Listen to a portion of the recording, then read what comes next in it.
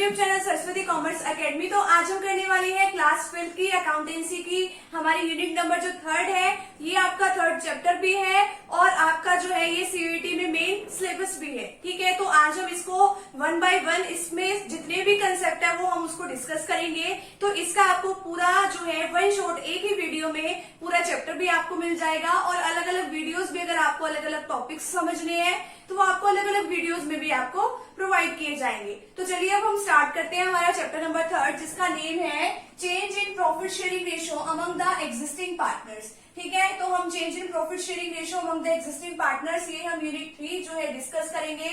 और इसके अंदर अब जो मेन टॉपिक होता है, जो सबसे फर्स्ट हमारे पास टॉपिक है वो क्या है, reconstitution of a partnership firm.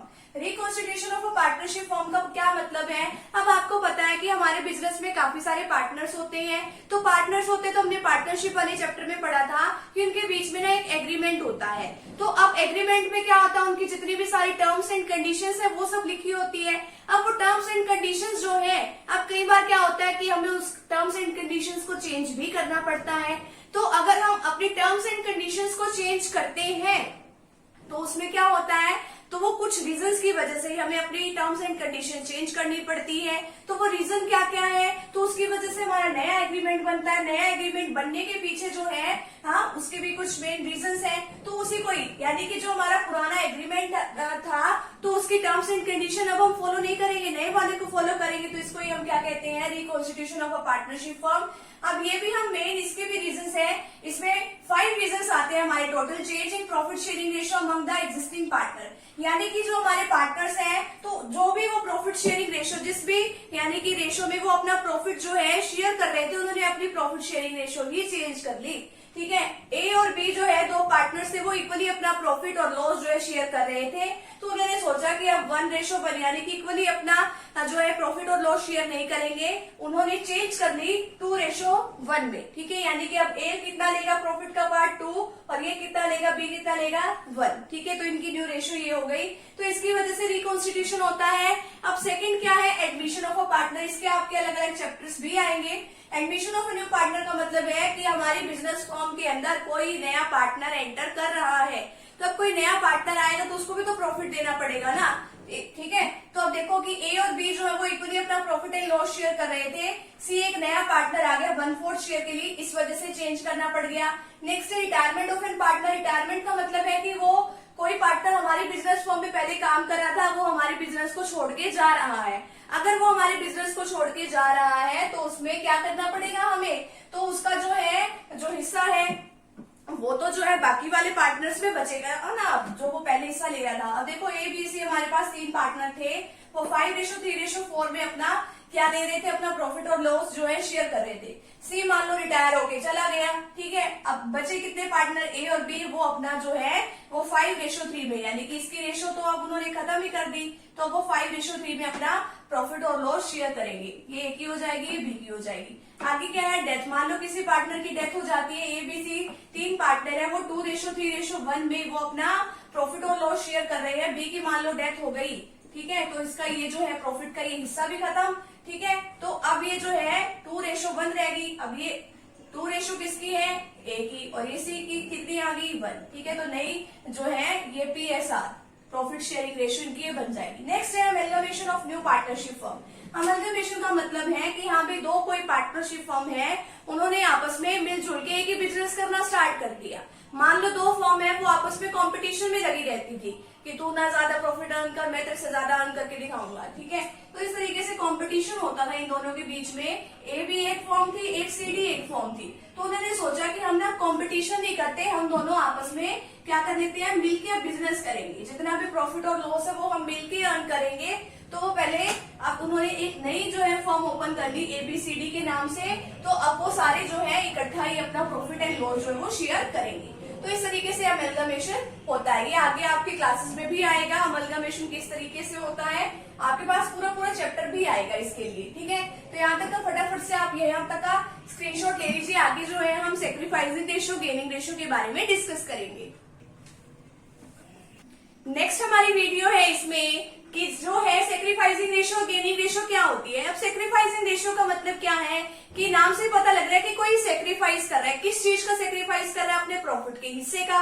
अब कई बार क्या होता है कि हम अपने प्रॉफिट शेयरिंग रेशो में चेंज करते हैं, तो प्रॉफिट शेयरिंग रेशो में चेंज करते टाइम तो जो पहले जो है पार्टनर ज्यादा प्रॉफिट अर्न कर रहा था, तो प्रॉफिट रेशो चेंज होने की वजह से हो सकता है कि अब की बार ऐसी रेशो बनी है कि जिससे जो उसका पहले वाले के कंपैरिजन में जो उसकी प्रॉफिट शेयरिंग रेशो है वो कम हो गई हो। ठीक है, अब वो पहले मान लो कि अगर 10 रुपीज प्रॉफिट होता था तो वो पहले 6 रुपीज अर्न करता था। ठीक है, तो अब क्या हो गया है, अब मान लो कि वो सिर्फ 4 रुपीज ही अर्न कर सकता है प्रॉफिट के ऊपर, तो उसका जो प्रॉफिट शेयरिंग रेशो है वो क्या हो गया है, यानी कि कम हो गया है। पहले उसको जितना प्रॉफिट मिलता था उसके कंपैरिजन में अब उसको क्या मिलेगा, कम प्रॉफिट मिलेगा। ठीक है, तो हम क्या करेंगे इसके अंदर कि सैक्रिफाइसिंग रेशो निकालेंगे, सैक्रिफाइसिंग रेशो, गेनिंग रेशो। अब गेनिंग रेशो में क्या है कि अगर एक पार्टनर का हिस्सा कम हुआ है तो दूसरे का बढ़ा भी तो होगा। अगर एक पार्टनर ने सेक्रीफाइस किया है दूसरे को तो उसका बेनिफिट हुआ होगा, दूसरे को तो उसका फायदा हुआ होगा, तो उसके लिए उसको क्या होता है, गेन होता है। अब जो हमारा जो पार्टनर है जिसको गेन हुआ है, जिस पर्सन ने सेक्रीफाइस किया यानी जिस पार्टनर ने सेक्रीफाइस किया है वो उसको क्या देगा, गुडविल में से हिस्सा देगा। ठीक है, तो इसलिए हम इसको बेसिकली कैलकुलेट करते हैं। इसका जो फॉर्मूला है मोस्ट इंपॉर्टेंट है सेक्रीफाइसिंग रेशो का, क्या होता है, old ratio minus new ratio. जितनी भी हमारी ओल्ड रेशो होती है पार्टनर की उसमें से हम नई वाली रेशो को माइनस कर देते हैं। ठीक है, गेनिंग रेशो क्या है, new ratio minus old ratio. अब एक एग्जांपल है, ठीक है, इसकी हेल्प से हम समझते हैं। ए और बी जो है पार्टनर्स है एक फॉर्म के अंदर, वो प्रॉफिट और लॉस जो है उनकी शेयर करने की जो रेशो क्या है वो है 2:1, यानी कि 2:1 में वो अपना प्रॉफिट और लॉस शेयर कर रहे थे। With effect from 1 January 2022 they agree to share profit and losses equally. तो अब वो क्या कर रहे हैं 1 जनवरी से कि वो अपना प्रॉफिट और लॉस जो है वो अब इक्वली शेयर करेंगे। पहले क्या थी, ओल्ड रेशो क्या थी उनकी, 2:1 थी। नई रेशो क्या हुई कि वो इक्वली पार्टिसिपेट करेंगे।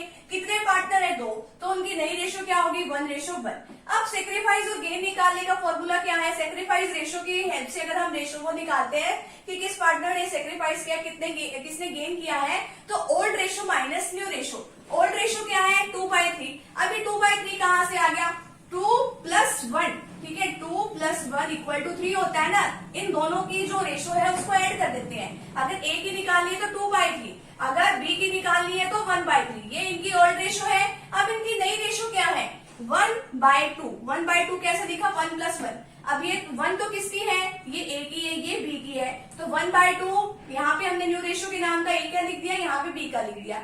आगे आपको एलसीएम लेना आता ही होगा। अब एलसीएम लेके देखो, यहाँ पे पहले इसको 4 मिल रहा था। ठीक है, यानी कि 4 रुपीज लगा लो, कितना भी लगा लो, पहले 4 था, अब कितना हो गया, कम हो गया, 3 रह गया। तो इस पार्टनर ने क्या किया है, सेक्रीफाइस। अब देखो कि पहले किसी पार्टनर को 2 मिल रहे थे, मान लो 2 रुपए मिल रहे थे, अब उसको बढ़ के कितने मिल गए, अब उसको 3 मिल गए, यानी कि इसका यहाँ से हिस्सा बढ़ गया ना। तो इस पार्टनर ने क्या किया है, गेन किया है। और वैसे एक और इसमें मेन बात आती है यहाँ पे कि यहाँ पे 1/6 है, इसने सेक्रीफाइस किया। यहाँ पे तो ये पॉजिटिव आंसर आएगा अगर आप सेक्रीफाइस रेशो के हेल्प से अगर आप निकाल रहे हो। ठीक है, तो जो माइनस में जो आंसर आता है उसको हम क्या कहते हैं, गेन। अगर आप सेक्रीफाइसिंग रेशो का फॉर्मूला लगा रहे हो तो इस केस में ये होगा। अब देखो यहाँ पे माइनस कैसे आया, यहाँ पे 2 - 3 होगा तो माइनस साइन किसका आएगा, जो बड़ा है, बड़ा क्या है इसमें 3, तो इसलिए यहाँ पे क्या होगा, गेन होगा। तो इस तरीके से आप सेक्रीफाइस और गेन जो है निकाल सकते हैं यहाँ पे। ठीक है, तो फटाफट से यहाँ तक का आप स्क्रीनशॉट ले लीजिए, आगे हम गुडविल वाला जो टॉपिक है वो डिस्कस कर लेते हैं।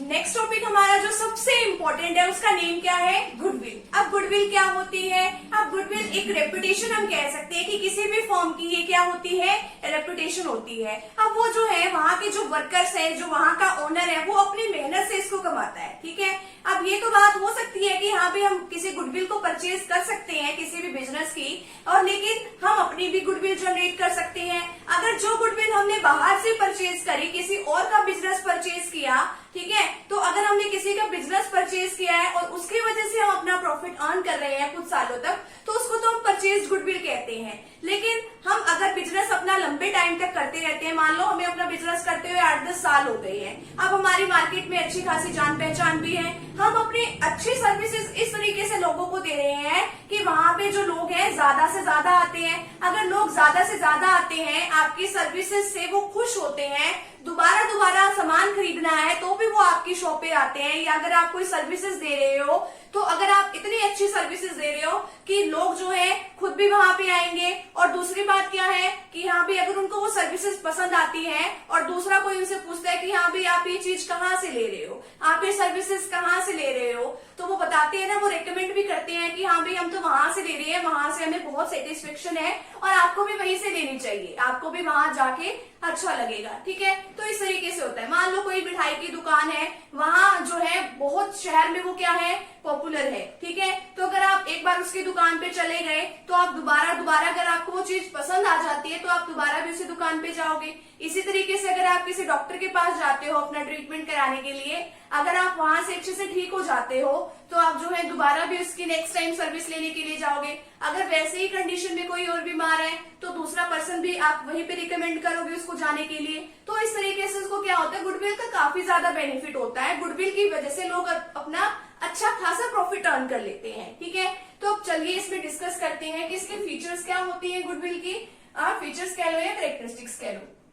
अब बात आती है it is an intangible assets. एक इंटेंजिबल एसेट्स है। टेंजिबल एसेट्स क्या होती है, जिसको हम देख सकते हैं, टच कर सकते हैं, लेकिन ये क्या है, इंटेंजिबल एसेट्स है, ये दिखाई नहीं देती हमें। जैसे ट्रेडमार्क होते हैं, कॉपीराइट्स होते हैं, जैसे वो हमें दिखाई नहीं देती, उसकी जैसे ही होती है। ठीक है, इसको हम देख नहीं सकते।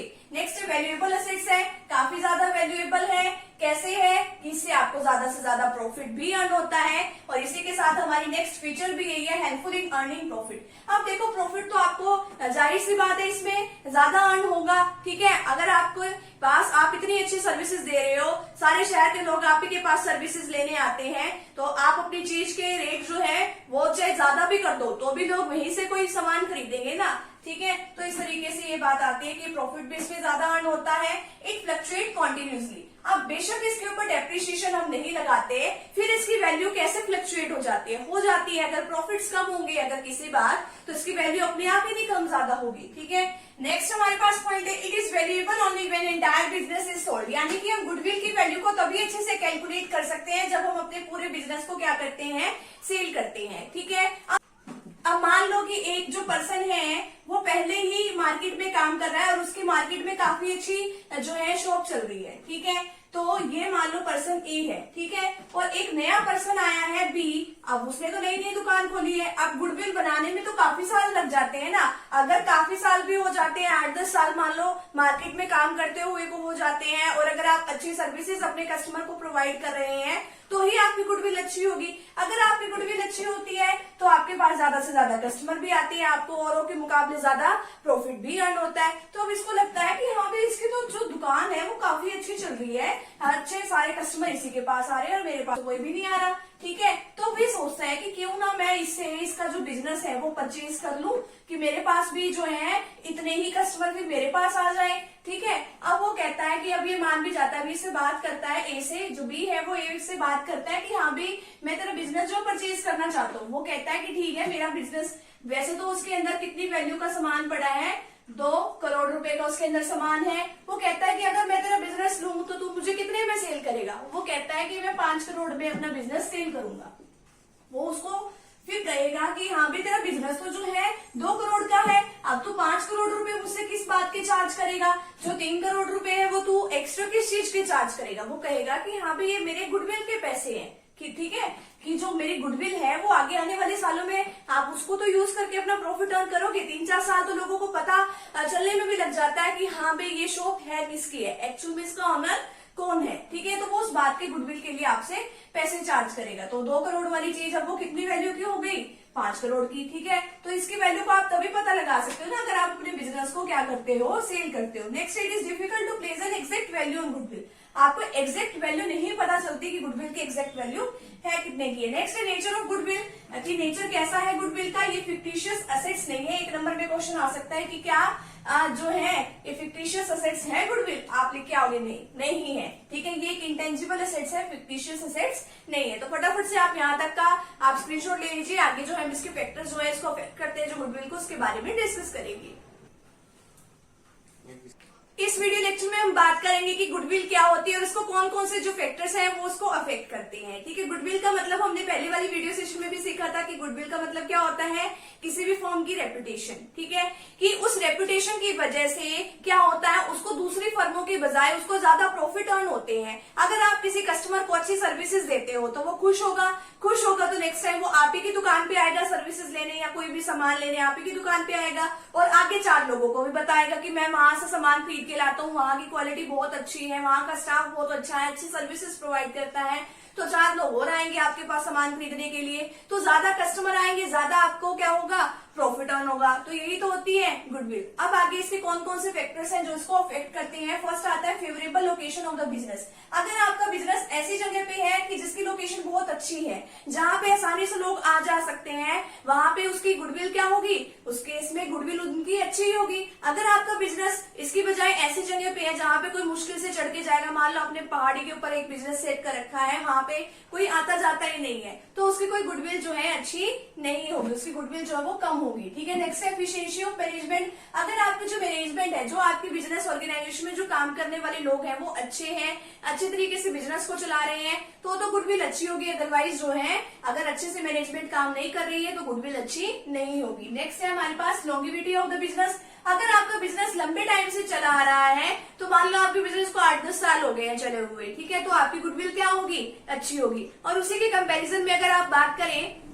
कि कोई पर्सन आया है मार्केट में, उसने अभी 6 महीने पहले ही दुकान खोल ली है, ठीक है, तो किसकी गुडविल ज्यादा होगी, अब आपकी ही गुडविल ज्यादा होगी ना, क्योंकि आपने लंबे टाइम पीरियड से जो है दुकान खोल रखी है और आपने अच्छा आप अपने कस्टमर को सर्विसेज भी प्रोवाइड कर रहे हैं। नेक्स्ट है nature of goods. Nature of goods का मतलब है कि आप इन नेचर वाली गुड्स का नेचर ऑफ गुड्स का मतलब क्या है कि आप कौन से गुड्स का जो है सेल परचेज कर रहे हो। ठीक है, अगर आपकी गुड्स ऐसी हैं, आप ऐसी चीजों को खरीद बेच रहे हो कि यहाँ पे जो डेली बेसिस पे जो कस्टमर के यूज वाली होती है, ठीक है, डेली बेसिस पे कस्टमर को उसको यूज करना ही है, तो लोग आएंगे ही आपके पास सामान खरीदने के लिए, तो गुडविल क्या होगी, अच्छी होगी। ठीक है, ज्यादा होगी।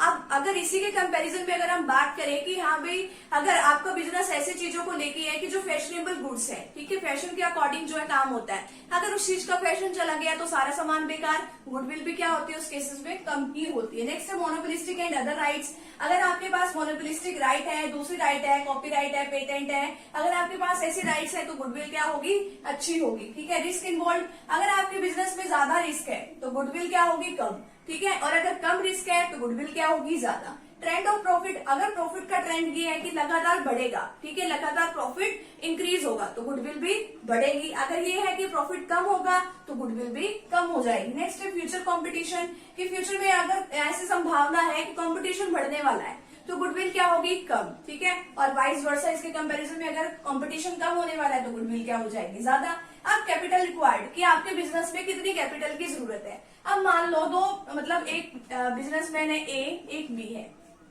अब आगे इन्होंने ना, अब आगे ये जो है 1 लाख रुपए का ये भी बिजनेस, मतलब 1 लाख रुपए का इसको भी प्रॉफिट हो रहा है, इसको भी प्रॉफिट हो रहा है। ठीक है, अब मान लो अब ये देखेंगे इसके अंदर कि हाँ भाई जिसने अब प्रॉफिट तो इसको भी सेम हो रहा है, इसको भी सेम हो रहा है। ठीक है, अब मान लो इसको तो 1 लाख रुपए का जो प्रॉफिट हो रहा है वो तो इसने लगाए हैं 5 लाख रुपए अपने बिजनेस में, 5 लाख रुपए इसने लगा दिए, और इसने कितने पैसे लगाए हैं, इसने 4 लाख रुपए। तो जिसको भी यानी कि कम कैपिटल लगा के जिसको सेम प्रॉफिट हो रहा है, अगर सेम नेचर का बिजनेस है इनका, जिसने कम कैपिटल लगाई है और ज्यादा प्रॉफिट जिसको अर्न हो रहा है, उसको वो उनकी गुडविल क्या होगी, अच्छी होगी। यानी कि बी की गुडविल ज्यादा अच्छी होगी क्योंकि इसने कैपिटल तो कम लगाई है, प्रॉफिट इसको ज्यादा हो रहे हैं। नेक्स्ट है अदर फैक्टर्स। अगर आपके अच्छे इंडस्ट्री रिलेशन है तो गुडविल अच्छी होगी।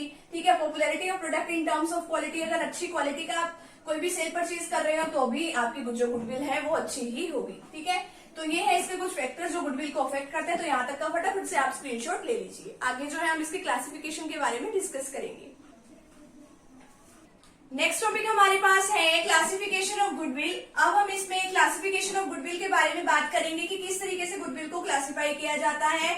अब इसमें सबसे पहले हम परचेज गुडविल और सेल्फ जनरेटेड गुडविल में हम इसको क्लासिफाई करते हैं। जैसा कि इसके नाम से पता लग रहा है कि परचेज गुडविल का मतलब क्या है कि हमने गुडविल को क्या किया है, परचेज किया है। यानी जब हमने किसी के बिजनेस को परचेज किया तो साथ के साथ हमें उसकी गुडविल का बेनिफिट मिला। अब गुडविल का बेनिफिट मिलने का मतलब क्या है कि गुडविल की वजह से उस फर्म को क्या हो रहे होंगे, होंगे, प्रॉफिट हो रहे होंगे। ठीक है, मान लो आपके शहर में कोई अच्छी खासी दुकान है किसी भी चीज की, मान लो कोई स्वीट्स की दुकान है, मिठाइयों की दुकान है, उसका बिजनेस काफी अच्छा चल रहा है। ठीक है, अब उसका तो बिजनेस चल रहा है अच्छा, और आप जो है मार्केट में आपने नया नया एंटर किया। ठीक है, या आपकी भी 2-3 सालों से कोई दुकान थी, लेकिन आपने क्या किया, उससे पूछा कि हाँ भाई क्या आप अपना बिजनेस सेल करना चाहते हैं, तो उसने भी चलो कह दिया कि हाँ भी हमें अपना बिजनेस जो है सेल करने के लिए हम तैयार हैं। अब वो कोई पर्सन जो है अपना चला चलाया बिजनेस क्यों सेल करना चाहेगा? अगर उसको ज्यादा मैक्सिमम प्रॉफिट मिल रहे होंगे तभी तो वो सेल करेगा। अब देखो कि वो उससे पूछेगा कि हाँ भाई अब आप अपना बिजनेस कितने रुपए में सेल करोगे? अब उसने कहा कि हाँ भाई मेरे बिजनेस की वैसे तो वैल्यू है 2 करोड़ रुपए और मेरी डिमांड है कि मैं 5 करोड़ में अपना बिजनेस सेल करूंगा। तो उसने पूछा कि हाँ भाई जो आप 3 करोड़ रहे हैं वो आप एक्स्ट्रा किस चीज के ले रहे हो? ठीक है, तो कहा उसने कि हाँ भी मेरी गुडविल भी तो है, मेरी मार्केट में गुडविल भी तो बनी हुई है कि जिससे लोग अट्रैक्ट होते हैं, मेरी शॉप पे आते हैं, मैं अच्छी क्वालिटी की सर्विसेज प्रोवाइड करता हूँ, तो काफी सारे कस्टमर मेरी दुकान से जुड़े हुए हैं। अब आपको तो नहीं वो कस्टमर मेंटेन करने, कि आपको तो नहीं वो बनाने हैं वो कस्टमर, आपको तो अपनी सर्विसेज ही प्रोवाइड करनी है। कस्टमर तो बने बनाए हैं, अब कस्टमर बने बनाए हैं, आपको तो सिर्फ काम चलाना है। तो 3 करोड़ जो है वो मेरी गुडविल के नाम के है। ठीक है, तो वो परचेज कंसिडरेशन में वो आपसे इस तरीके से 5 करोड़ रुपए जो है ले लेगा। अब ये जो एक्स्ट्रा है यानी जो 3 करोड़ है वो सरप्लस हुआ ना। ठीक है, जितने की उसकी चीज नहीं थी लेकिन उसने फिर भी एक्स्ट्रा लिया आपसे, वो किस चीज के हैं? जो सरप्लस है उसको हम क्या कहेंगे? गुडविल कहेंगे। अब ये आपने परचेज करी है तो इसको बुक्स में भी दिखाएंगे। बुक्स में कहाँ पे दिखाएंगे? बैलेंस शीट में दिखाएंगे, असेट साइड में। और एक और बात होती है कि ये मॉनेटरी नेचर के, मॉनेटरी का मतलब क्या है? पैसों के टर्म्स में हम इसको कैलकुलेट करते हैं क्योंकि इसके लिए हमने पेमेंट भी तो करी है। अब इसका फॉर्मूला क्या है नेट असेट्स का? कि आपके बिजनेस में असेट्स भी होती है, लायबिलिटीज भी होती है। तो आपके बिजनेस में असेट्स कितने की है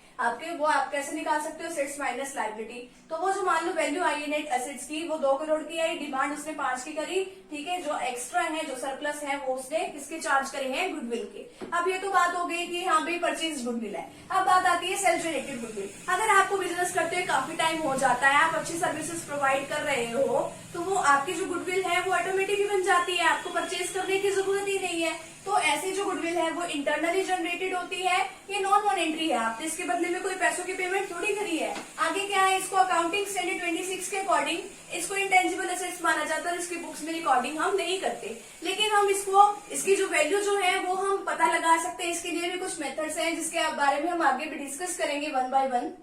वैसे मेथड्स कौन कौन से हैं? एवरेज प्रॉफिट मेथड है, सुपर प्रॉफिट मेथड है, कैपिटलाइजेशन मेथड है। ठीक है, तो यहाँ पे तो जो हमारा छोटा सा टॉपिक है क्लासिफिकेशन ऑफ गुडविल का यहीं पे कंप्लीट है। तो यहाँ तक फटाफट से आप स्क्रीनशॉट ले लीजिए। नेक्स्ट हमारे पास टॉपिक है, उसका नेम है methods of valuation of goodwill. अब मैंने आपको पहले ही बताया था कि जो सेल्फ जनरेटेड गुडविल है वैसे तो हम उसकी जो वैल्यू है वैसे तो पता नहीं लगा सकते, तो इसके कुछ मेथड्स है, उसकी हेल्प से हम इसके पता लगा सकते हैं कि उसकी वैल्यू कितनी है गुडविल की। सबसे पहले हमारे पास है एवरेज प्रॉफिट मेथड, फिर है सुपर प्रॉफिट मेथड, फिर है कैपिटलाइजेशन मेथड। ठीक है, तो सबसे पहले आज हम बात करेंगे एवरेज प्रॉफिट मेथड की। एवरेज प्रॉफिट मेथड का मतलब क्या है कि हमने एवरेज निकाल लिया। एवरेज का मतलब जैसे आप छोटी क्लासेस में एवरेज या मीन निकाल के आते हैं ना, तो वैसे ही हम एवरेज निकालते हैं। बिल्कुल सिंपल सा मेथड होता है कि हमारे पास कुछ साल होते हैं, 4-5 सालों का हमें क्या दे देते हैं? प्रॉफिट या फिर लॉस दे देते हैं। अगर प्रॉफिट होता है तो ऐड कर देते हैं, लॉस होता है तो माइनस कर देते हैं। हमने वो कर लिया, और जितने भी साल का होता है उससे डिवाइड कर देते हैं, वहां तक तो हमारा एवरेज निकल जाता है। अब एवरेज प्रॉफिट मेथड से हम जो है आगे जो है एवरेज प्रॉफिट मेथड से गुडविल कैसे कैलकुलेट करते हैं। नेक्स्ट है एवरेज प्रॉफिट। अब जो वैल्यू गुडविल की कैसे निकालते हैं, जो एवरेज प्रॉफिट जो हमारा आया है उसको number of year of purchase, ये आपको क्वेश्चन में गिवन होगा, number of year of purchase, उससे हम क्या कर देते हैं? मल्टीप्लाई, तो हमारी क्या निकल जाती है? गुडविल। अब नंबर ऑफ ईयर परचेज का मतलब क्या है कि इसका मतलब ये होता है कि आगे आने वाले आप कितने सालों तक, आगे आने वाले आप कितने सालों तक आप जो है हमारी गुडविल का यूज कर सकते हो, कितने सालों तक बेनिफिट ले सकते हो। तो इसके अंदर देखोगे आपको क्वेश्चन में ही मिलेगा, goodwill of a firm is valued at 3 years of purchase. अब 3 years ऑफ परचेज का मतलब क्या है? नंबर ऑफ ईयर परचेज, कितने साल है? 3 साल है। Of the average profit of the last 5 year, यानी कि कितने सालों का निकालना है आपने प्रॉफिट? 5 सालों सालों का प्रॉफिट आपको ये दे रखे हैं। 1997 का 50,000 प्रॉफिट है, 1998 का लॉस है 20,000 का प्रॉफिट है, तो ऐड करते हैं, लॉस है तो क्या करेंगे माइनस, अगले साल का जो है प्रॉफिट दे रखा है उसको ऐड कर देंगे, अगले साल का फिर प्रॉफिट दे रखा है 60,000 का, फिर अगले साल का 80,000 क्या है फिर से प्रॉफिट है। हमने अब यहाँ पे टोटल प्रॉफिट यहाँ पे लिख दिया, ग्रोस को माइनस कर दिया, बाकी सभी आइटम्स को हमने क्या कर दिया प्लस कर दिया, तो इन सभी का टोटल जो है हमारे पास वो कितना आया 1,80,000। अब आपको पता है एवरेज प्रॉफिट निकालने का मेथड कि जितना भी आपका ये प्रॉफिट आया है, ठीक है, total profit sum of profit कितना आया है divide by total number of years. कितने साल का है ये, कितने साल का डाटा है ये 5 साल का, तो 5 से डिवाइड कर देंगे, वैसे भी आप काउंट कर सकते हैं 1 2 3 4 5। अब हमने यहाँ पे काउंट कर दिया, ठीक है। अब यहाँ पे सम ऑफ प्रॉफिट की जगह हमने 1,80,000 लिखा, आगे क्या कर दिया 5 से डिवाइड कर दिया टोटल नंबर ऑफ ईयर से, तो ये यहाँ तक तो आ गया हमारा एवरेज प्रॉफिट। ये तो कितना आया 36,000। अब गुडविल की वैल्यू जो है एवरेज प्रॉफिट की हेल्प से कैसे निकालते हैं, एवरेज प्रॉफिट जो आया है multiply by number of year purchase, ठीक है। अब नंबर ऑफ ईयर परचेज आपके इस क्वेश्चन में कितने साल दे रखे हैं 3 इयर्स। अब जो आपका एवरेज प्रॉफिट आया 36,000 मल्टीप्लाई कर देंगे 3 से, तो आपका जो है वैल्यू ऑफ गुडविल कितनी आ गई 1,08,000 आ गई। अब ये तो है आपका बिल्कुल सिंपल क्वेश्चन। अब कई बार आपके क्वेश्चन में क्या आ जाता है कि अब नॉर्मल इनकम आ गई या अब नॉर्मल लॉस आ गया, ठीक है। अब नॉर्मल इनकम का मतलब क्या है कि हाँ भाई असामान्य लाभ, कि अचानक से कहीं से प्रॉफिट आ गया। वैसे तो आपको जो है रेगुलर बेसिस पे प्रॉफिट होते हैं कि मान लो 10,000 आपको प्रॉफिट हो रहे हैं, 15,000 हो रहे हैं, ठीक है। इसी तरीके से आपको चलो 20 भी हो रहे हैं, आगे क्या है, लेकिन अचानक से आपको जो है एक साल 50,000 का प्रॉफिट हो गया, फिर वही 10,000, इसी तरीके से आपका जो प्रोसेस चल रहा है। लेकिन ये अचानक से 50,000 कैसे हो गया। अब आपने उससे पूछा कि हाँ भाई ये अचानक से कैसे हो गया प्रॉफिट, तो इसने बताया ये तो मैंने लॉटरी ली थी, तो उसकी वजह से जो है ये 30,000 का तो प्रॉफिट जो किसकी वजह से है, ये तो है हमारे लॉटरी की वजह से है। तो ये क्या है आपका अब नॉर्मल प्रॉफिट है ना, तो अब नॉर्मल प्रॉफिट को आप क्या कर दोगे माइनस कर दोगे। इस साल में से 50,000 में से 30,000 को माइनस कर दिया, तो आपका प्रॉफिट तो था कितने में एक्चुअल में 20,000 का था, ये तो एक्स्ट्रा था, ठीक है। अब इसी तरीके से जो आपके पास अगर क्वेश्चन में आ जाता है अब नॉर्मल लॉस, अब नॉर्मल लॉस का मतलब क्या है, वैसे तो आपको प्रॉफिट अच्छे खासे हो रहे थे, लेकिन क्या हुआ अचानक से आपको लॉस हो गया, ठीक है, या आपकी दुकान में चोरी हो गई या फिर आग लग गई, किसी भी तरीके से जैसे आपको प्रॉफिट अच्छे खासे हो रहे हैं 1,20,000, ठीक है। इसी तरीके से आपका 1,50,000, 1,35,000, चलो इतना तो ठीक है। लेकिन अचानक से आपको एक बार 20,000 का हो गया, ठीक है। अब ये 20,000 का ही हुआ। अब ये आपने पूछा कि वैसे तो तेरे को अच्छे भले प्रॉफिट्स हो रहे हैं ये, लेकिन ये यहाँ पे 20,000 का ही कैसे हुआ। उसने बताया बाकी तो मेरे को काफी का तो नुकसान हो गया, मेरे को तो 80,000 का क्या हो गया नुकसान हो गया। अगर आपके क्वेश्चन में आ जाता है कि अब नॉर्मल इनकम है, उसको आप उस साल के प्रॉफिट में से क्या कर दोगे माइनस कर दोगे। अगर आपके क्वेश्चन में आ जाता है अब नॉर्मल लॉस है, तो आप उस साल के प्रॉफिट में जिस साल का भी दिया होगा उसमें आप ऐड करके दिखाओगे, ठीक है। बाकी सारा सेम प्रोसीजर है। तो फटाफट से यहाँ तक का आप स्क्रीनशॉट ले लीजिए, आगे हम वेटेड एवरेज प्रॉफिट मेथड के बारे में डिस्कस करेंगे। नेक्स्ट टॉपिक है हमारे पास वेटेड एवरेज प्रॉफिट मेथड। अब ये जो है एवरेज प्रॉफिट मेथड का ही थोड़ा सा अमेंडमेंट कर दिया हमने, इसमें थोड़ा और इसको अच्छे से बना दिया, ठीक है। अब इस मेथड में क्या करते हैं, वेटेड है तो यानी कि वेट्स असाइन किए जाते हैं, किसको हर साल को वेट असाइन किए जाएंगे। हमारे पास काफी सारे जो साल होते हैं, ठीक है, काफी सारे ईयर्स होते हैं, तो उसको हम वेट असाइन करते हैं। जैसे 1 2 3 4 मैक्सिमम क्वेश्चन में ये वेट जो है वो गिवन ही होता है। सबसे ज्यादा वेट जो है हम उस साल को देते हैं जो सबसे करंट में चल रहा हो, ठीक है, जो सबसे न्यू ईयर हो उसमें जो है हम उसको ज्यादा वेट देते हैं। अब देखो जैसे 2010, 11, 12, 13 है, तो सबसे ज्यादा वेट जो है देखो 1 2 3 4 सबसे ज्यादा वेट किसको दिया है, जो इसमें से सबसे नया है, यानी कि सबसे करंट में क्या है 2013 है, तो हमने 2013 को सबसे ज्यादा वेट दिया है। तो इसका तो हमें फॉर्मूला याद करना पड़ेगा। वेटेड एवरेज प्रॉफिट मेथड का क्या फॉर्मूला है, total of products of profit, यानी कि जो भी प्रॉफिट है उसकी हमने क्या करी है, उसका हमने क्या कर दिया प्रोडक्ट कर दिया। प्रोडक्ट करने का मतलब क्या होता है multiply divide by total of weights, जो भी हमारे पास वेट्स है उसको हमने क्या कर दिया उससे डिवाइड कर दिया। आगे इसका गुडविल निकालने का फॉर्मूला क्या है कि जो भी इस कैलकुलेशन जो हमने करी है उसकी हेल्प से हमारे पास क्या है वेटेड एवरेज प्रॉफिट आया ना, उसको हम number of year of purchase से, ये आपके क्वेश्चन में गिवन होता है, उससे मल्टीप्लाई कर देंगे। अब आपके पास एक क्वेश्चन है, the profit of firm for the last 5 years। अब आपके पास प्रॉफिट है पिछले 5 सालों के, ठीक है। अब इसमें देखो वेट असाइन कर रखे हैं 1 2 3 4 5, ये आपको दे रखा है। 2010 के लिए 1 वेट असाइन किया है, 11 के लिए 2, 12 के लिए 3, 13 के लिए 4 और 14 के लिए 5। ये आपके हर साल की प्रॉफिट है। अब प्रॉफिट देखो 43,000, 50,000, 52, 65, 85, ये सब आपके क्या है, प्रॉफिट्स है, ठीक है। और ये क्या है, आपके वेट है। अब आप जो प्रॉफिट है और जो वेट है उनको आपस में क्या कर दोगे, मल्टीप्लाई कर दोगे, यानी कि इसके प्रोडक्ट कर दोगे। अब देखो ये ज्यादातर मेथड उसी केस में निकाला जाता है, या तो आपके प्रॉफिट जो है लगातार बढ़ रहे हो, या फिर लगातार आपके जो प्रॉफिट्स है वो कम हो रहे हो, उस केस में आपका जो प्रॉफिट है निकाला जाता है। अब इसमें क्या है, ईयर एंडेड 31 मार्च 2010, 11, 12, 13, 14।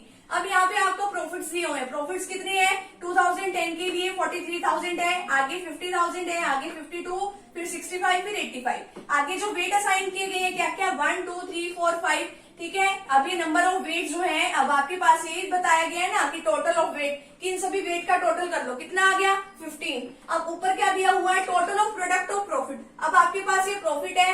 अब प्रॉफिट की आपने वेट के साथ क्या करनी है, प्रोडक्ट। प्रोडक्ट का मतलब क्या है, मल्टीप्लाई। 43,000 की 1 के साथ करी, 43,000 आया। 50,000 की 2 के साथ करी, 1 लाख। 52,000 की 3 के साथ करी, ये कितना है, 1,50,000। आगे 65,000 की 4 के साथ करी, कितना है, 2,60,000। 85,000 की 5 के साथ करी तो कितना आया, 4,25,000। अभी हमने इन सभी का क्या कर दिया, प्लस कर दिया, कितना है, 9,84,000, ठीक है। ये हमारे पास आ गया। आगे हम क्या करेंगे, इस वैल्यू जो है इसमें पुट कर देंगे, total of product of profit. अब ये जो प्रोडक्ट जो है, प्रॉफिट का हमने प्रोडक्ट कर दिया, आगे इनका हमने क्या कर दिया, टोटल कर दिया। टोटल कितना है, 9,84,000 divide by total of weight. Weight का टोटल कितना है हमारे पास, 15। अब हमने इसको क्या कर दिया, डिवाइड कर दिया। डिवाइड करने से हमारे पास क्या आया, 65,600, ठीक है। इसको डिवाइड करने से आगे गुडविल कैसे निकालते हैं, ये जो वेटेड एवरेज प्रॉफिट आया, ये हमारा वेटेड एवरेज प्रॉफिट ही आया ना 65,600, उसको हम नंबर ऑफ ईयर परचेज से मल्टीप्लाई करते हैं। इस केस में हमें नंबर ऑफ ईयर परचेज कितने दे रखे हैं, calculate the goodwill on the basis of 2 year purchase, ठीक है। 2 year purchase of weighted average profit. तो नंबर ऑफ ईयर परचेज कितने दे रखे हैं, 2, तो 2 से मल्टीप्लाई कर देंगे, हमारे पास आ जाएगा 1,31,200, ठीक है। तो ये हमारे पास वेटेड एवरेज प्रॉफिट मेथड भी हो गया। अभी आगे जो है हम डिस्कस करेंगे हमारा सुपर नॉर्मल प्रॉफिट, ठीक है। तो फटाफट से आप यहाँ तक का स्क्रीनशॉट ले लीजिए, आगे का जो पार्ट है वो भी हम डिस्कस कर लेते हैं। नेक्स्ट टॉपिक हमारे पास है super normal profit. Super normal profit का मतलब क्या है कि जो हमारी फर्म है वो दूसरी फर्म के कंपैरिजन में कितना ज्यादा प्रॉफिट अर्न कर रही है, ठीक है। अगर हम भी सेम नेचर का कोई बिजनेस कर रहे हैं, मान लो हमारी भी कपड़े की दुकान है, सामने वाले की भी कपड़े की दुकान है, तो हमारा तो प्रॉफिट हो रहा है ज्यादा, लेकिन सामने वाले का प्रॉफिट क्या हो रहा है, कम, ठीक है। इसी तरीके से मान लो हमारी भी स्वीट्स की दुकान है, सामने वाले की भी स्वीट्स की दुकान है, तो हमें तो क्या हो रहा है, प्रॉफिट ज्यादा, उसको क्या हो रहा है, कम। तो जितना ज्यादा प्रॉफिट हमें एक्स्ट्रा हो रहा है औरों के कंपैरिजन में, ठीक है। अब जो बाकी की जितनी भी फर्म्स है, जितनी भी दुकान है, उसके कंपैरिजन में हमें ही सबसे ज्यादा प्रॉफिट हो रहा है, तो उसको तो हम क्या कहते हैं कि हाँ भाई ये तो हमारे लिए क्या है, सुपर प्रॉफिट है, ठीक है। अब देखिए कि सुपर नॉर्मल प्रॉफिट किस तरीके से निकालते हैं कि देखो हमने कैपिटल इन्वेस्ट करी, अपना पैसा कितना लगाया बिजनेस के अंदर, 1 लाख रुपए हमने अपने बिजनेस में लगा दिया, 1 लाख रुपीज लगाया, और अब इसमें क्या हुआ, और बाकी की जितनी भी शॉप्स है हमारे आसपास वो भी हमारे की तरह ही सेम नेचर का बिजनेस कर रही है, तो उनका प्रॉफिट तो हो रहा है। अब हमारा प्रॉफिट कितना हुआ, 25,000, यानी कि 1 लाख के ऊपर 25,000 प्रॉफिट हो रहा है, तो 25% से हमें प्रॉफिट हो रहा है। अब जो बाकी जितनी भी फर्में हैं उनको 15% की रेट से प्रॉफिट हो रहा है, यानी कि सिर्फ 15,000 का प्रॉफिट हो रहा है, ठीक है। तो अब देखो हमें तो 25 का हुआ और उनको कितने का हुआ, 15,000 का प्रॉफिट हुआ। तो जो हमें जो है कितने परसेंट से, यानी कि कितना जो है हमें एक्स्ट्रा प्रॉफिट अर्न हुआ है, 10,000 का। तो ये जो 10,000 है वो हमारे लिए क्या है, सुपर प्रॉफिट है, सुपर नॉर्मल प्रॉफिट है। अब देखिए यहाँ पे हमारे पास इसका फॉर्मूला होता है, इसको आपको याद रखना पड़ेगा। नॉर्मल प्रॉफिट कैसे निकालते हैं, कैपिटल इन्वेस्टेड, यानी कि आपने कितना पैसा लगाया हुआ है अपने बिजनेस के अंदर, multiply by normal rate of return की और फर्मों को कितना नॉर्मल रेट से प्रॉफिट अर्न हो रहा है डिवाइड कर देंगे हम 100 से। अब आगे सुपर प्रॉफिट कैसे निकालते हैं कि अब हमारे क्वेश्चन में या तो एवरेज प्रॉफिट हमें ऑलरेडी गिवन होगा या फिर हमें काफी सारे सालों का जो है मतलब प्रॉफिट दे देंगे, प्रॉफिट या लॉसेज, उसके बेसिस पे हमने एवरेज प्रॉफिट निकाला, वो आपको निकालना आ गया होगा क्योंकि आपने पिछली वीडियो तो देखी होगी। एवरेज प्रॉफिट में से जो है नॉर्मल प्रॉफिट आया उसको हम क्या कर देंगे माइनस। अब गुडविल कैसे निकालेंगे, जो सुपर प्रॉफिट है उसको नंबर ऑफ ईयर परचेज से, यानी कि आप कितने साल हमारी गुडविल का बेनिफिट उठा के अपना प्रॉफिट जनरेट कर सकते हो, ये आपके क्वेश्चन में गिवन होता है। अब देखो कि नेट प्रॉफिट दिया हुआ है 7 सालों का, 2012 में 20,000 का प्रॉफिट है, 13 में 70,000 का लॉस है तो माइनस करोगे, ठीक है। 14 में 40,000 का लॉस है, इसको भी माइनस करोगे। 15 में प्रॉफिट है 2,50,000 का, ऐड कर दोगे। 16 में भी प्रॉफिट है 2,70,000 का, 17 में 3 लाख का प्रॉफिट है, और आगे जो है इसी तरीके से हमारे पास 18 में भी 3,20,000 का क्या दिया हुआ है प्रॉफिट। ये सब आपको प्रॉफिट और लॉस क्यों दिए हुए हैं, क्योंकि इसमें आपको एवरेज प्रॉफिट नहीं दिया हुआ है, एवरेज प्रॉफिट आपको खुद निकालना पड़ेगा। हमने निकाल लिए जितने भी हमारे पास प्रॉफिट है, ठीक है, उनको एडलेस करके हमारे पास ये आ गया, ठीक है। अब एवरेज प्रॉफिट निकालने का फॉर्मूला क्या है कि सम ऑफ प्रॉफिट, जितना भी हमारे पास प्रॉफिट है और कितने सालों का है, 7 सालों का है ना। अब यहाँ पे अगर आप कैलकुलेट करो 1 2 3 4 5 6 7, 7 सालों का है तो 7 से हम इसको डिवाइड कर देंगे। एवरेज प्रॉफिट कितना आ गया 1,50,000। यहाँ तक का काम कंप्लीट हो गया। अभी आगे तो हमने क्वेश्चन में तो क्या निकालना है, कैपिटल इन्वेस्ट कितनी कर रखी है एक फर्म ने 12 लाख, ठीक है। कैपिटल इन्वेस्टेड कितनी है 12 लाख, और नॉर्मल रेट जो रिटर्न जो है, जो सिमिलर टाइप ऑफ बिजनेस में जो नॉर्मल रेट से प्रॉफिट अर्न हो रहा है वो 10% है। Capital invested 12 lakh multiply by 10/100, ठीक है। इतना काम हमने कर दिया। 12 लाख ये कैपिटल इन्वेस्टेड के है, मल्टीप्लाई बाय 10/100 कैसे है, ये नॉर्मल रेट ऑफ रिटर्न है, डिवाइड बाय 100, कितना आ गया हमारे पास 1,20,000। आगे क्या निकालेंगे, सुपर प्रॉफिट निकालेंगे। सुपर प्रॉफिट निकालने का क्या फॉर्मूला है, average profit minus normal profit. Average profit हमने ऊपर निकाला था 1,50,000 का, नॉर्मल प्रॉफिट हमने अभी निकाल लिया 1,20,000 का, तो कितना है हमारे पास सुपर प्रॉफिट 30,000 का। गुडविल कैसे निकालते हैं, जो सुपर प्रॉफिट आया है हमारे पास उसको नंबर ऑफ ईयर परचेज से मल्टीप्लाई कर देते हैं। सुपर प्रॉफिट हमारे पास 30,000 का आया, अब ये 2.5 कहाँ से आ गया यहाँ पे, अब आपको ये दे रखा है यहाँ पे calculate the value of goodwill. अब आपको वैल्यू कैलकुलेट करनी है on the basis of 2.5 year purchases of average super profit earn, यानी कि 2.5 क्या है, ये आपका नंबर ऑफ ईयर परचेज है। 2.5 को आप 2.5 भी लिख सकते हो। 75,000 आपकी क्या आ गई, गुडविल आ गई है, ठीक है। तो इस तरीके से आपने ये कैलकुलेट करना है कि जो आपका सुपर नॉर्मल प्रॉफिट है ऐसे कैलकुलेट होता है। तो फटाफट यहाँ तक का आप स्क्रीनशॉट ले लीजिए, आगे हम कैपिटलाइजेशन मेथड के बारे में डिस्कस करेंगे। थर्ड मेथड हमारे पास क्या है, कैपिटलाइजेशन मेथड। अभी तक हमने बात करी थी कि एवरेज प्रॉफिट मेथड क्या होता है, वेटेड एवरेज प्रॉफिट मेथड क्या होता है, सुपर नॉर्मल प्रॉफिट क्या होता है। अब बात आती है कैपिटलाइजेशन मेथड। कैपिटलाइजेशन मेथड में क्या है कि अब हम इसमें ये नहीं देखेंगे कि कितना प्रॉफिट हुआ, अब हम इसमें देखेंगे कि प्रॉफिट अर्न करने के लिए कितना प्रॉफिट अगर हमें अर्न करना है तो उसके लिए हमें कितने कैपिटल की जरूरत पड़ेगी, ठीक है। अब देखो कि हमारे पास इसके लिए 2 मेथड है, by capitalising the average profit, by capitalising the super profit. अब इसके अंदर देखिए capitalise value of average profit निकालने के लिए अब हम कैसे करते हैं, सबसे पहले हमें एवरेज प्रॉफिट निकालना होता है। अब एवरेज प्रॉफिट को अर्न करने के लिए हमें जो है कितने पैसों की जरूरत पड़ेगी, यानी कितनी कैपिटल हमें लगानी पड़ेगी। अब इसके लिए एक फॉर्मूला है, average profit multiply by 100 divide by normal rate of return, ठीक है। अब average profit multiply by 100 normal rate of return से हम इसको डिवाइड कर देंगे। अब देखो कि हमारे पास एवरेज प्रॉफिट है वो कितना है 50,000 है, नॉर्मल रेट ऑफ रिटर्न हमारे पास कितनी है 10% है, ठीक है। अब देखो कि एवरेज प्रॉफिट हमारे पास 50,000 है, मल्टीप्लाई बाय 100 डिवाइड बाय 10 से क्यों डिवाइड किया, क्योंकि ये क्या है हमारे पास normal rate of return, normal rate of return कितनी है 10%। अब हमें जो है इसको अर्न करने के लिए 5 लाख रुपए की जरूरत पड़ेगी, यानी कि इतना प्रॉफिट अगर हमें अर्न करना है, एवरेज प्रॉफिट अगर हमें इतना हो रहा है तो उसके लिए इतनी कैपिटल की जो है जरूरत पड़ेगी। लेकिन हमने तो एक्चुअल में कितना पैसा लगा रखा है अपने बिजनेस में, हमने तो कैपिटल एम्प्लॉयड कह लो या कैपिटल इन्वेस्टेड कह लो, हमने एक्चुअल में कितना पैसा लगाया है 4 लाख। अब देखो कि 5 लाख रुपए की हमें जरूरत पड़नी चाहिए, ठीक है, 5 लाख रुपए की जरूरत पड़नी चाहिए इतना प्रॉफिट अर्न करने के लिए, लेकिन एक्चुअल में कितना लगाया है, 4 लाख, यानी कि 4 लाख हमने लगाया है। तो ये 1 लाख जो है वो किसके हैं, गुडविल के हैं, ठीक है, गुडविल की वजह से हमें एक्स्ट्रा प्रॉफिट हो रहा है। अब इसी तरीके से अगर by capitalising the super profit अगर हम बात करें तो हमें सुपर प्रॉफिट्स में अब देखेंगे कि सुपर प्रॉफिट अर्न करने के लिए हमें कितनी कैपिटल की जरूरत होगी।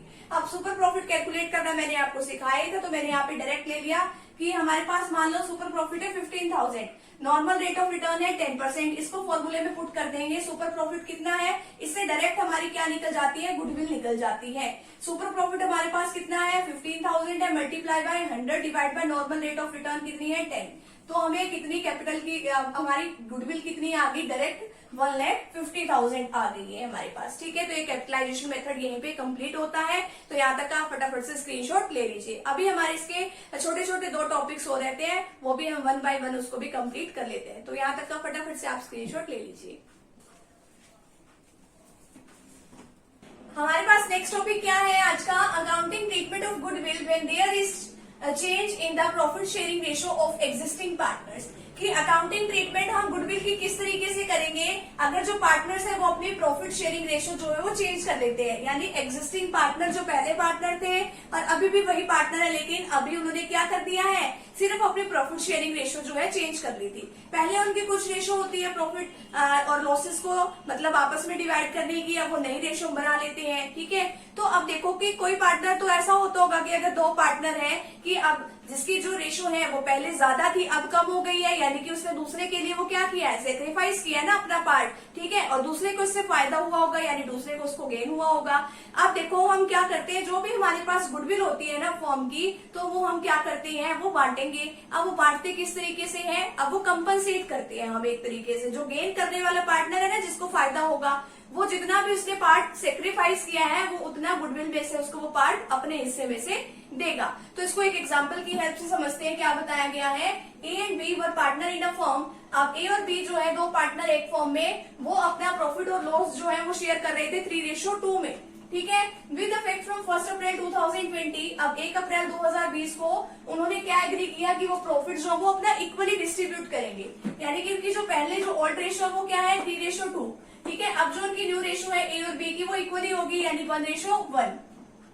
For this purpose of the firm was valued at 30,000, यानी कि जो पर्पज जो है फर्म का, जो गुडविल जो है वो कितने की वैल्यू लगाई गई है, उसकी 30,000 की वैल्यू लगाई गई है। आपको जर्नल एंट्री पास करनी है। तो पहले तो आप सेक्रीफाइस से गेन निकाल लोगे। सेक्रीफाइस निकालने का फॉर्मूला क्या है, सेक्रीफाइस रेशियो का old ratio minus new ratio. अब ए की सेक्रीफाइस रेशियो क्या है 3/5। 3/5 कैसे आ गया, 3 + 2 = 5। 3/5 ये ए की है, ये बी की है, पहले 3/5 करेंगे।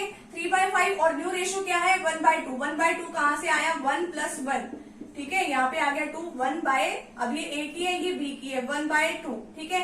3/5 में से 1/2 किया तो ये कितना आ गया यहाँ पे 1/10। ये यहाँ पे आया, ये आया सेक्रीफाइस। देखो पहले इसका 6 था, ठीक है पार्ट, अब उसका क्या हो गया 5, कम हो गया। वैसे भी ये पॉजिटिव आंसर है। अगर सेक्रीफाइस रेशियो वाला वो फॉर्मूला लगा रहे हैं और पॉजिटिव में आंसर आता है तो सेक्रीफाइस होता है। अगर सेक्रीफाइस वाला फॉर्मूला लगाने से नेगेटिव में आंसर आ जाता है तो वो क्या होता है, गेन।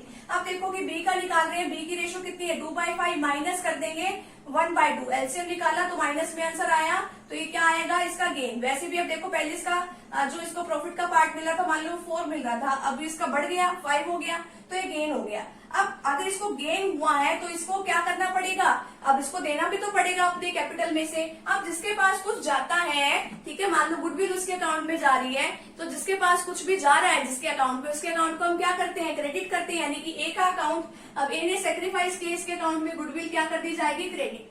कितने की थी गुडविल 30,000। 30,000 में से इसको कितने मिलेगी, इसने कितना हिस्सा सेक्रीफाइस किया 1/10 ना, तो 1/10 का 30,000 निकालेंगे, 3,000 इसको क्या मिलेगी, गुडविल मिलेगी। देगा कौन, जिसने गेन किया है। गेन किसने करा है, बी ने, तो गेन अब ये जो 3,000 है वो कौन देगा, बी देगा। किसको देगा, ए को। अब ए ने सेक्रीफाइस किया है, इसके अकाउंट को क्या कर दिया जाएगा, क्रेडिट। अब पहले वाला डेबिट होता है, बीस कैपिटल अकाउंट को हम क्या कर देंगे, डेबिट। कितने से कर देंगे, 3,000 से टू एज कैपिटल अकाउंट, क्योंकि ए के अकाउंट में जाएगा तो इसके अकाउंट में इसने हमने क्या कर दिया, क्रेडिट कर दिया। तो इस तरीके से ये हमने एडजस्टमेंट कर दी गुडविल की due to the change in the PSR यानी कि प्रॉफिट शेयरिंग रेशियो में चेंज होने की वजह से इसके एडजस्टमेंट हमने यहाँ पे करके दिखाई है। ठीक है, तो यहाँ तक का फटाफट से आप स्क्रीनशॉट ले लीजिए। अभी जो हमारा बिल्कुल लास्ट टॉपिक रहता है, फिर हमारा सीयूईटी की बिल्कुल जो थर्ड यूनिट है वो यहीं पे कंप्लीट हो जाएगी। तो फटाफट से अभी आप यहाँ तक का स्क्रीनशॉट ले लो। यूनिट नंबर 3 का हमारा सबसे लास्ट टॉपिक है, इसका नेम क्या है? Accounting treatment of reserve and surplus when there is change in profit sharing ratio among the existing partner. यानी कि हमारे पास क्या पड़ा है? रिजर्व एंड सरप्लस पड़ा है, लेकिन जो हमारे एग्जिस्टिंग पार्टनर है, जो हमारे बिजनेस में ऑलरेडी काम कर रहे हैं, उन्होंने अपने प्रॉफिट शेयरिंग रेशियो में क्या कर लिया है? चेंज कर लिया है। लेकिन उससे पहले हमारे पास रिजर्व पड़े हैं, प्रॉफिट और लॉस का क्रेडिट बैलेंस पड़ा है, और भी जो है काफी तरीके के रिजर्व जो है पड़े हैं। तो हम क्या कर देंगे? उनको बांट देंगे। उनकी जो ओल्ड पार्टनर जितने भी हमारे पास है, उनकी जो ओल्ड प्रॉफिट शेयरिंग रेशियो है, ओल्ड वाली, ठीक है, उसके अकॉर्डिंग हम उनको डिस्ट्रीब्यूट कर देंगे। अगर हमारे पास प्रॉफिट है, reserve account debit, profit and loss account debit कब करेंगे? अगर इसका क्रेडिट बैलेंस है, क्योंकि डेबिट बैलेंस इसका क्या होता है? लॉस होता है। वर्कमैन कंपनसेशन रिजर्व है, वो भी बांट देंगे। इन्वेस्टमेंट फ्लक्चुएशन रिजर्व बनाया हुआ है इन्वेस्टमेंट के लिए, तो उसको भी बांट देंगे। तो जिसको हमें डिस्ट्रीब्यूट करना है वो डेबिट कर देंगे। अब पार्टनर के तो अकाउंट में कुछ ना कुछ जाएगा ना, अगर पार्टनर के अकाउंट में कुछ जाएगा उसको क्या कर देंगे? क्रेडिट कर देंगे to old partners capital account. कौन सी रेशियो में? इनकी ओल्ड रेशियो में, क्योंकि इन्होंने अपनी रेशियो चेंज करी है, न्यू रेशियो भी कर ली है, लेकिन डिस्ट्रीब्यूट किस में करना है? ओल्ड वाली में। अगर लॉसेज हो, अब लॉस हो गए तो अब पार्टनर्स के अकाउंट से कुछ निकलेगा, ठीक है, अब उसके अकाउंट से अगर कुछ जाएगा तो उसके अकाउंट को हम क्या करेंगे? डेबिट करेंगे। Old partners capital account debit to profit and loss account. कौन सी रेशियो में? ओल्ड रेशियो में। अब देखो ABC हमारे पास 3 पार्टनर है, 4:3:2 में वो अपना प्रॉफिट और लॉस बांट रहे हैं। न्यू रेशियो उनकी 1:1:1 है। आगे प्रॉफिट और लॉस का क्रेडिट बैलेंस है, यानी कि क्या है? पॉजिटिव बैलेंस है। वो 1,80,000 का प्रॉफिट है ये। अब जर्नल रिजर्व कितना है? 45,000। तो जर्नल रिजर्व को प्रॉफिट एंड लॉस अकाउंट को हम क्या कर देंगे? डेबिट कर देंगे इनकी अमाउंट से। प्रॉफिट और लॉस की कितनी है? 1,80,000। जर्नल रिजर्व की कितनी है? 45,000। ठीक है। अब to old partners capital account कौन कौन से? To S capital account, to B's capital account, to C's capital account. ठीक है, इन दोनों को कर लो आप ऐड। यहाँ पे मैंने किया 1,80,000 और 45,000 को मैंने यहाँ पे ऐड कर दिया। कितना आया? 2,25,000 आ गया। अब 2,25,000 का हम क्या करेंगे? कैसे हमने इसको डिस्ट्रीब्यूट किया है? 2,25,000 का 4 बाई कितना करेंगे? 4 + 3 + 2, 4, 5, 6, 7, 8, 9, 4/9। फिर आगे बी का निकालने के लिए कितना कर देंगे? 3/9। आगे फिर निकालने के लिए 2/9। ठीक है, इस तरीके से यहाँ पे ये वाली जो अमाउंट है वो यहाँ पे आ जाती है। इनको हमने ऑल प्रॉफिट शेयरिंग रेशियो में ही हमने इसको बांटना है। ठीक है, तो यहाँ पे जो है हमारी यूनिट नंबर 3 चैप्टर नंबर 3 जो है अकाउंट्स का यहीं पे कंप्लीट होता है। ये आपकी सीयूईटी की सबसे मेन यूनिट थी। प्लीज चैनल को सब्सक्राइब और लाइक जरूर कीजिएगा। तो मिलते हैं नेक्स्ट टॉपिक के साथ, नेक्स्ट वीडियो के साथ। Thank you very much.